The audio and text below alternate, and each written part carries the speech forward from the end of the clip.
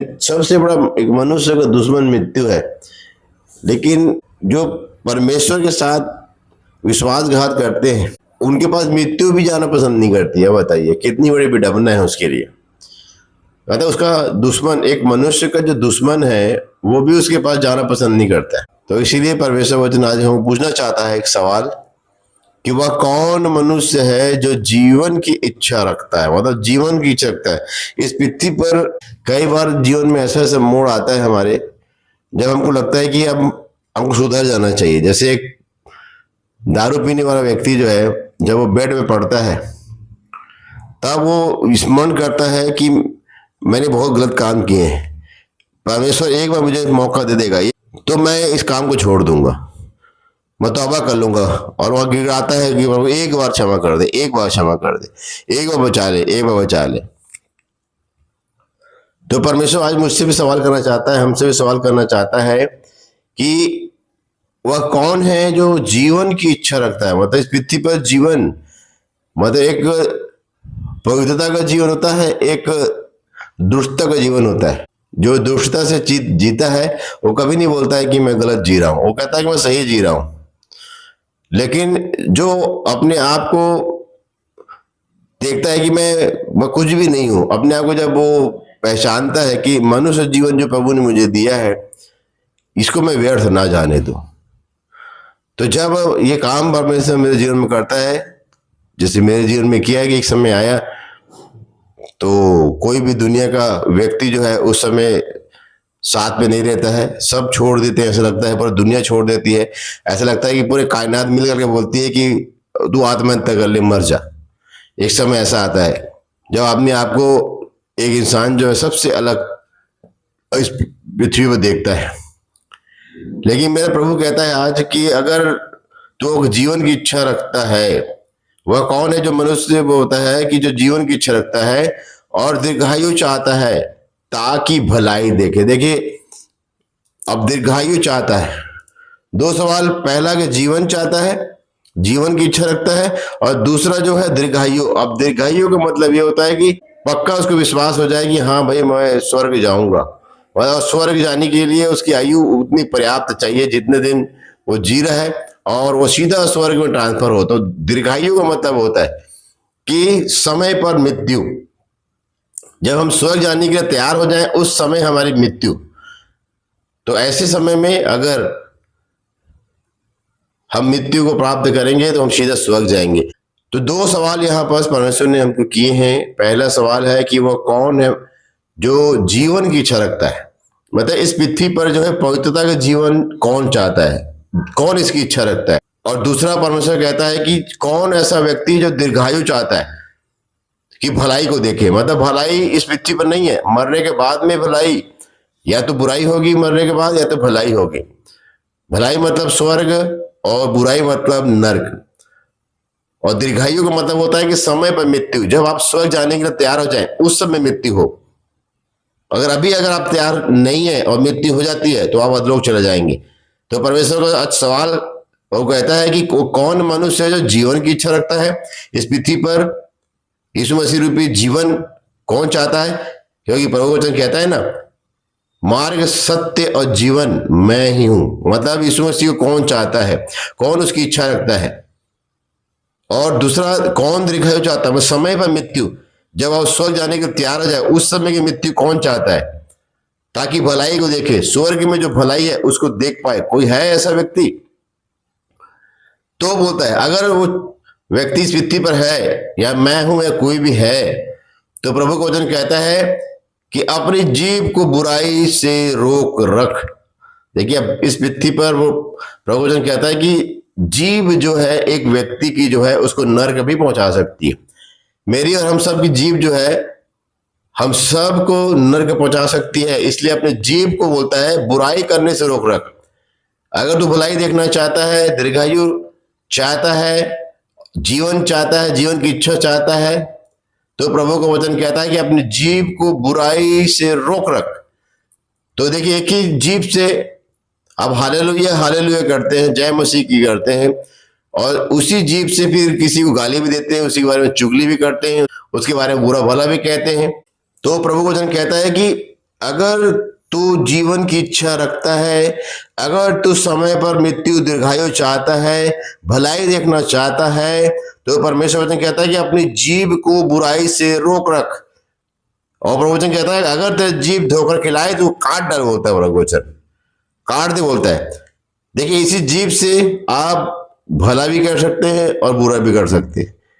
तो प्रवचन कहता है कि अगर तू इस दो सवाल हमसे किया है, जीवन की इच्छा और दीर्घायु अगर चाहता है जो बुराई देखे, तो प्रभु वचन कहता है कि अपनी जीभ को बुराई से रोक रख पहला, और अपने मुंह की चौकसी कर। देख कितनी बड़ी बात प्रभु हमको बताना चाहता है कि अपनी जीभ को बुराई से रोकना है हमको, और अपने मुंह की हमको चौकसी करनी है, दिन भर रात भर चौकसी करनी है। ये सिंपल सा काम हमको करना है, क्योंकि इसी जीभ से हम किसी को आशीर्वाद भी देते हैं और इसी जीभ से हम किसी को श्राप भी देते हैं। तो एक ही जीभ से या तो श्राप निकलेगा या तो फिर आशीष निकलेगा। और श्राप निकल रहा है तो इसका मतलब ये है कि आप शैतानिक रास्ते में, शैतान के साथ में, और अगर आशीष निकल रहा है तो आप समझ लीजिए कि आप परमेश्वर के साथ में। आप किसी की बड़ाई कर रहे हैं, प्रशंसा कर रहे हैं, किसी की बुराई नहीं कर रहे हैं, तो प्रभु वचन कहता है कि आपकी जीभ जो है स्वर्ग की प्रशंसा कर रही है। और अगर आप किसी की बुराई कर रहे हैं, चारी चुगली कर रहे हैं, उसको उल्टा सीधा कह रहे हैं, उसको घात कर रहे हैं, किसी तरह का उसको नुकसान पहुंचा रहे हैं अपनी जीभ से, तो प्रभु वचन कहता है कि अपने जीभ को बुराई से रोक रख और अपने मुंह की क्या कर, चौकसी कर। तो ये दो काम अगर मैं करूंगा तो प्रभु वचन कहता है कि जो जीवन की इच्छा हम रखेंगे तो प्रभु हमको जीवन की इच्छा को पूरी करेगा, हमें जीवन देगा, हमें इस पृथ्वी पर आत्मिक जीवन देगा, पवित्रता का जीवन देगा। अगर हम अपनी जीभ को बुराई करने से रोक रखेंगे और मुंह की चौकसी करेंगे। और बोलता है अगर दीर्घायु चाहता है तो दो काम करना है। उसके बाद तीसरा कहता है, उसी में कहता है कि अगर आप मुंह की चौकसी करेंगे तो आगे बोलता है कि उससे छल की बात न निकले। अगर आप जीभ को बुराई से रोक रखेंगे, अपने मुंह की चौकसी करेंगे, तो प्रभु वचन कहता है कि भी जो छल की बातें करता है, परमेश्वर छल की बातें करने वाले लोगों से घृणा करता है, जो अपने मुंह से कुछ बोलते हैं और अंदर में कुछ और रखते हैं, उनसे परमेश्वर कहता है कि वो घृणा करता है। इसलिए कहता है कि उससे छल की बात नहीं निकलनी चाहिए, छल की बात नहीं निकलनी चाहिए। और तीसरा कहता है कि बुराई को छोड़ और भलाई कर। अब हमको देखना है कि किन किन बातों के द्वारा प्रभु कहता है कि ये बुराई है, किन किन बातों द्वारा बोलता है कि बुराई है, और किन किन बातों द्वारा कहता है कि ये भलाई है। ये वचन में सब कुछ लिखा हुआ है, क्या करने से बुरा होगा और क्या करने से भला होगा, इसको परमेश्वर ने लिख करके हमको दे दिया है। और कहता है मेल को ढूंढ। मेल को ढूंढ का मतलब होता है यीशु मसीह को ढूंढ, ढूंढ अपने पास, प्रभु मेरे पास है कि नहीं, यीशु मसीह मेरे पास है कि नहीं। अगर मैं भलाई कर रहा हूं तो मेरे पास यीशु मसीह है, अगर मैं बुराई कर रहा हूं, अपने जीभ से किसी की निंदा कर रहा हूं, बुराई कर रहा हूं किसी की, और अपने मुंह की चौकसी नहीं कर रहा हूं, उसे छल की बातें निकल रही है, तो परमेश्वर का वचन कहता है कि फिर यीशु मसीह मेरे पास नहीं है। मेल को ढूंढ, क्योंकि यीशु मसीह जब रहेगा ना तो आप हर किसी से मेल की बातें करेंगे, उसको एक करने की बातें करेंगे, उसको अलग करने की बातें नहीं करेंगे, उसको बचाने की बातें करेंगे, मेल की ही बातें करेंगे, क्योंकि यीशु मसीह हमारा मेल है, यीशु मसीह की बातें करेंगे। तो इसलिए यह तीसरा काम हमारे जीवन से होगा कि बुराई को छोड़ और भलाई कर, मेल को ढूंढ, मतलब यीशु मसीह को ढूंढ कि मेरे से अलग तो नहीं हो गया है, और उसी का पीछा कर। अगर वो अलग हो गया है, नहीं दिखाई दे रहा है प्रभु यीशु मसीह आपके साथ में, तो आप पीछा करें, कहां चला गया प्रभु, कहां चला गया, खोजें उसको। परमेश्वर वचन कहता है कि जो ढूंढता है वो पाता है, ये प्रभु वचन कहता है मत्ती 7 के 7 में। इसलिए प्रभु वचन कहता है कि हमको क्या करना है, हमको जीवन की इच्छा रखना है, दीर्घायु चाहना है। प्रभु मेरे को समय पर मृत्यु दे, मैं स्वर्ग जाने के लिए तैयार हो जाऊं। मतलब जब लाजर जो है पूरी जिंदगी जो है वो तैयारी किया स्वर्ग जाने की, और दीर्घायु मांगा, और सही पर दीर्घायु उसको मिला, सही टाइम पर जब स्वर्ग जाने के लिए तैयार हो गया तब उसकी मृत्यु हुई, उससे न पहले न उसके बाद, समय पर मृत्यु हुई। तो उसी तरह परमेश्वर भी हमको जीवन देगा, इस पृथ्वी का जीवन देगा, आत्मिक जीवन देगा, और उसके बाद में फिर सही समय पर हमारे इस संसार से कूच करने का टाइमिंग को बदल देगा, वो सही टाइमिंग कर देगा। जो रॉन्ग टाइमिंग में हम मरने वाले थे ना, जो नरक जाने वाले टाइमिंग में हम मरने वाले थे, उस टाइमिंग को बदलकर सही टाइम कर देगा कि हम सही टाइम पे मरेंगे और हम सीधा स्वर्ग जाएंगे। तो हमको दीर्घायु दे देगा। लेकिन हम वो काम करेंगे जो परमेश्वर ने कहा है कि अपनी जीभ को बुराई से रोकना है मेरे को, मुंह की चौकसी करना है, उसे छल की बात नहीं निकलनी चाहिए, और बुराई को छोड़ना है और भलाई करना है, मेल को ढूंढना है और उसी का पीछा करना है। ये 5 काम मैं अगर करूंगा, ये 4-5 काम मैं अगर करूंगा, तो परमेश्वर का वचन कहता है कि तुझे जीवन मिलेगा और दीर्घायु का जीवन मिलेगा, सही समय पर मृत्यु का जीवन मिलेगा। तो हर व्यक्ति का एक ख्वाब होता है कि इस पृथ्वी पर मैं पवित्र जीवन जीऊं, चाहे वो पापी हो चाहे कोई भी। एक घड़ी वो सोचता है कि मैं गलत कर रहा हूं, मुझे एक अच्छा जीवन जीना है। एक डाकू भी, एक चोर भी बोलता है कि मुझे अच्छा जीवन जीना है एक समय में। तो वो जीवन, पवित्रता का जीवन, आज्ञाकारिता का जीवन हमको प्रभु यीशु मसीह दे सकता है। लेकिन तब जब हम परमेश्वर जो कहता है उसको करेंगे, तो प्रभु हमको जितनी भी बातें उसने कही हैं हमारे लिए रिलीज कर देगा। जो तिजोरी परमेश्वर ने रखी है, तिजोरी को परमेश्वर खोलकर उन सब चीजों को हमको दे देगा जो हमको समय पर चाहिए। समय पर चाहिए हमको हर घड़ी नहीं चाहिए, हर घड़ी नहीं चाहिए। आपको भूख भी लगता है तो समय पर ही लगता है, समय पर ही लगता है। परमेश्वर ने जो समय बनाया ना, उसी समय में लगता है भूख। जो बे टाइम भूख नहीं लगेगा आपको, लेकिन समय पर ही लगेगा जब परमेश्वर ने जो समय बनाया। तो आपका जीवन एकदम समय पर चालू हो जाएगा। हर समय मतलब परफेक्ट हो जाएगा। आप जो काम करेंगे हर समय आपका परफेक्ट समय रहेगा, और परफेक्ट समय जब रहेगा तो परफेक्ट समय में ही आपकी मृत्यु होगी, और परफेक्ट समय में हम चले जाएंगे, उस अनंत जीवन में हम चले जाएंगे। इस पृथ्वी पर जीवन ले लीजिए, आपको परमेश्वर, मेरे को परमेश्वर अनंत जीवन स्वर्ग में देगा। इस पृथ्वी पर जीवन मिलेगा और स्वर्ग में अनंत जीवन मिलेगा। तो ये काम हम कर सकते हैं। और परमेश्वर वचन हमको सिखाता है, देखिए क्या बोलता है, मत्ती 5:26, मैं तुमसे सच कहता हूं कि जब तक तू कौड़ी कौड़ी भर न दे, तब तक वहां से छूटने न पाएगा। देखिए प्रवचन कहता है कि इस पृथ्वी पर समय पर अगर हमको मृत्यु चाहिए, समय पर हमारा जीवन, पवित्रता का जीवन चाहिए, आज्ञाकारिता का जीवन चाहिए, हर समय को परफेक्ट करना चाहते हैं, तो परमेश्वर वचन कहता है कि कौड़ी कौड़ी का हिसाब रखिए। कौड़ी का मतलब होता है किसी काम का नहीं रहता है। कौड़ी मतलब बहुत निम्न संख्या है, निम्न संख्या है। इसीलिए लोग बोलते हैं ना, तो कौड़ी का आदमी नहीं है, मतलब 1 पैसा का आदमी नहीं है, कौड़ी का आदमी नहीं है। पैसा नहीं चलता था पहले, उस समय कौड़ी चलता था, कौड़ी चलता था एक समय में। तो लोग बोलते थे कौड़ी का भी आदमी नहीं है, मतलब किसी काम का आदमी नहीं है। मतलब वो जन कहता है कि कौड़ी मतलब जीरो से भी पॉइंट में जो रहता है ना, उसका भी हिसाब हमको देना पड़ेगा। इसीलिए इस पृथ्वी पर समय पर आपको हर काम करना है। आपको परफेक्ट समय चाहिए, उठने का समय, जागने का समय, उसके बाद में फिर चलने का समय, बैठने का समय, खाने का समय, पीने का समय, घूमने का समय चाहिए। 24 घंटे में जो जितने समय पर वो दिए ना, सही समय पर सब काम होने लग जाएगा। अगर वो 2 काम आप करेंगे, जीवन की इच्छा रखेंगे तो वो काम करेंगे, और दीर्घायु चाहेंगे तो वो काम करेंगे। कौन सा काम? कि अपने जीभ को क्या करेंगे? कंट्रोल में रखेंगे, और अपने मुंह की क्या करेंगे? चौकसी करेंगे। और चौकसी करेंगे तो फायदा होगा कि हमारे मुंह से पिछल की बातें नहीं निकलेंगी। और प्रभु वचन कहता है कि हमको कौड़ी का हिसाब देना पड़ेगा, 1-1 सेकंड का हिसाब हमको मेरे को देना पड़ेगा। क्या मैंने रखा? आज दिन भर में मैंने 1-1 सेकंड का हिसाब रखा। कौन से सेकंड मैंने, कौन से मिनट मैंने, कौन सी गलतियां की हैं, कौन सी बुराइयां मेरे जीवन में दिखाई दी हैं, ये मैं जानता हूं, और मेरा परमेश्वर जानता है, और दुष्ट भी इसको जानता है। तो इसलिए परमेश्वर आज की शाम हमको बताना चाहता है कि मैं तुमसे सच कहता हूं, यीशु मसीह कहता है, जब तक तू कौड़ी भर न दे, तब तक वहां से छूटने नहीं पाएगा। अगर 1 कौड़ी का भी साइज पृथ्वी पर रह गया ना, तो दीर्घायु आपको नहीं मिलेगा, समय पर मृत्यु नहीं मिलेगा। इसीलिए अपनी जीभ को कंट्रोल करना चालू कर दीजिए आज से, अभी से। उससे छल की बातें नहीं निकलनी चाहिए।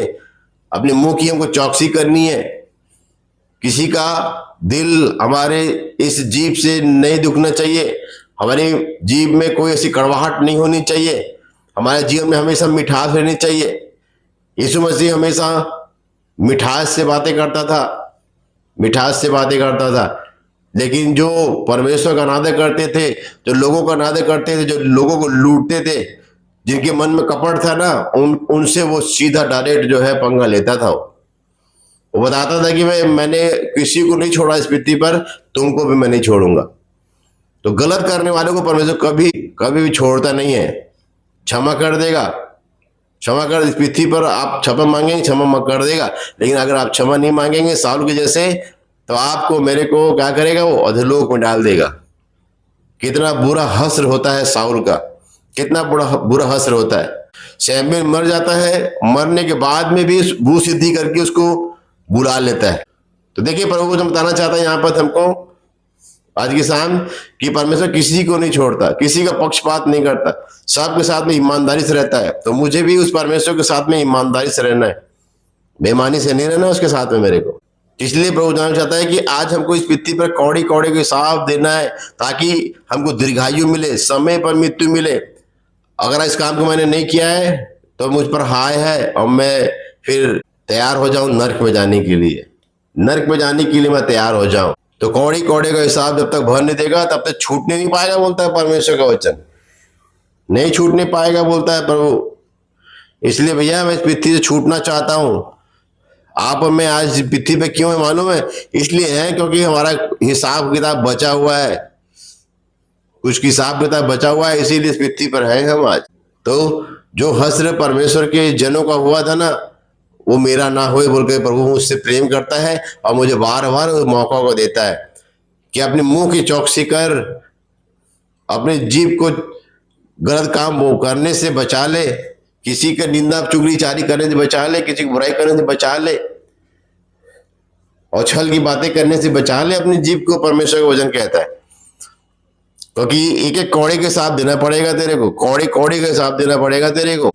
आज मुझसे प्रश्न करता है प्रभु, हम सब से प्रश्न करता है, क्या तू इस कौड़ी का हिसाब दिया है? अमन मेरे से पूछता है, क्या सुबह से लेकर अभी तक जो हिसाब किताब है उसको तूने पूरा किया है? इसीलिए रात में सोने से पहले अपने हिसाब किताब क्लियर कर लीजिए। अगर आज की रात आपकी आखिरी रात होगी तो हिसाब किताब अगर रह गया तो उसका हिसाब किताब फिर आपको अधोलोक में जाकर देना पड़ेगा। या तो आप अधोलोक में उसका हिसाब किताब दीजिए, या तो इस पृथ्वी पर ही अपना हिसाब किताब क्लियर करवा लीजिए। भैया अपने रजिस्टर में सोने से पहले सारे हिसाब किताब क्लियर करवा लीजिए। प्रभु मैंने कौन सी गलती की है, मुझे क्षमा कर, ये गलती की क्षमा कर, ये गलती की क्षमा कर, कल मैं इस गलती को फिर से मैं नहीं दोहराना चाहता, मुझे बल देना, शक्ति देना। उसे हिम्मत मांगे, ताकत मांगिए और हिसाब किताब करवाइए रोज का रोज। अगर आप दीर्घायु चाहते हैं, समय पर मृत्यु चाहते हैं, तो इस काम को करवा लीजिए। कौड़ी कौड़ी का हिसाब दे दीजिए, कौड़ी कौड़ी का हिसाब दे दीजिए। नहीं तो प्रवचन कहता है कि हम नहीं छूट पाएंगे इस पृथ्वी से। इस पृथ्वी पर हम कुछ समय के लिए हैं, तो जब तक समय प्रभु ने हमको दिया है तो उस समय कदर करें और हिसाब किताब क्लियर करें, हिसाब किताब क्लियर करें, ताकि परमेश्वर जब हमारे प्राण को ले तो हमारा प्राण जो है सही समय पर निकले, और सही समय पर निकले तो हमको सीधा स्वर्ग में हमको जगह मिले। इसलिए मैं थरथराता हूँ, मैं कौड़े कौड़े के हिसाब देने के लिए मैं अपने आप को तैयार कर रहा हूँ। आप भी तैयार कीजिए कि परमेश्वर ने जो कहा है कि जब तक तू कौड़ी कौड़ी नहीं भर देगा तब तक वहां से छूटने न पाएगा। मैं छूटना चाहता हूं भाई, पृथ्वी छूटना चाहता हूं। इस पृथ्वी पर क्या है मालूम है? इस पृथ्वी पर शक करने का एक पावर है। क्यों? क्योंकि पृथ्वी के नीचे अधोलोक है, अधोलोक है। अभी पृथ्वी को हटा दिया जाए तो मेरे को शक कर लेगा, सीधा सीधा मेरी आत्मा को शक कर लेगा अधोलोक। शक मतलब खींच लेगा, खींच लेगा अपनी ओर। तो उसमें शक करने की पावर है, लेकिन परमेश्वर ने इस पृथ्वी को हमको दिया है रहने के लिए, ताकि वो हमको शक ना कर पाए। समय पर हमारी मृत्यु हो तो उसका जो शक करने का जो पावर है वो हम पर न चले। परमेश्वर का जो उठाने का जो पावर है, ऊपर उठाने का, ऊंचा उठाने का जो पावर है, स्वर्ग में ले जाने का जो पावर है, वो काम करे। तो आज के शाम हमको वो बताना चाहता है कि हमको कौड़ी कौड़ी के साथ देना पड़ेगा, देना पड़ेगा भैया, देना पड़ेगा, देना पड़ेगा उसका हिसाब। जितने आंखें सेके हैं ना उसका हिसाब देना पड़ेगा, जितना मन में गंदगी लाए हैं ना उसका हिसाब देना पड़ेगा, अगर कोई बातों से मन नहीं फिराए ना उसका हिसाब देना पड़ेगा, किसी को अपने बुरा भला कहा है ना उसका हिसाब देना पड़ेगा, किसी की निंदा आपने की है ना तो उसको हिसाब देना पड़ेगा, किसी को गाली गलौज की है ना, किसी के बारे में गलत सोचा है ना, आपको हिसाब देना पड़ेगा। परमेश्वर कौड़ी का हिसाब भी नहीं छोड़ेगा, कौड़ी का हिसाब नहीं छोड़ेगा। इतना कंजूस है हमारा परमेश्वर। कंजूस बोले चाहे मक्खी चूस बोले चाहे कुछ भी बोल लो प्रभु को, प्रभु बोल दिया, यीशु मसीह बोल दिया कि तुमको कौड़ी कौड़ी भरना पड़ेगा, एक एक हिसाब देना पड़ेगा। अगर उससे पहले अगर तुम छूट गए तो ये हिसाब किताब मैं तुझे सीधा अधलोक में लूंगा। ये भैया मैं नहीं देना चाहता हिसाब किताब अधलोक में जाकर, मैं इसी पृथ्वी पर सारे हिसाब किताब क्लियर करना चाहता हूं मैं। इसीलिए आज के शाम मैं भी तैयार होना चाहता हूं कि मैं अपनी जीभ को बुराई से क्या करूं, रोकूं, अपने मुंह की मैं क्या करूं, चौकसी करूं, ताकि उससे कोई भी ऐसी छल की बातें ना निकले, कोई भी मेरे परमेश्वर के विरोध में, कोई भी मेरे भाई बहनों के विरोध में, कोई भी संसार के किसी भी चीजों के विरोध में मेरे मुंह से छल की बात ना निकले। इसकी मेरे को चौकसी करनी है आज। अगर इस काम को करना है तो आपके लिए परमेश्वर वचन कहता है कि स्वर्ग खुला है, और अगर आप इस काम को नहीं करेंगे तो अधलोक तो बेपरिमाण मुंह को पसार कर रखा है, मतलब इतना बड़ा मुंह है उसका कि कोई भी उसके अंदर घुस सकता है। इतना बड़ा मुंह है नरक का, इतना बड़ा मुंह है अधलोक का। स्वर्ग का मुंह सकरा है, सकरा, छोटा है, छोटा है, वहां बस वहां पर एंट्री नहीं मिलेगा। क्यों? क्योंकि बीच में नाका लगा करके ना शैतान के दूत खड़े हैं जो आपको अंदर नहीं जाने देंगे, वहीं से सीधा अधलोक फेंक देंगे, अधलोक फेंक देंगे। इसीलिए आज का दिन परमेश्वर ने दिया है कौड़ी कौड़ी के हिसाब रखने के लिए। इसके लिए मैं उस सर्वशक्तिमान परमेश्वर का धन्यवाद करता हूँ। इस वचन के द्वारा आशीष मिले सबको। जय मसीह।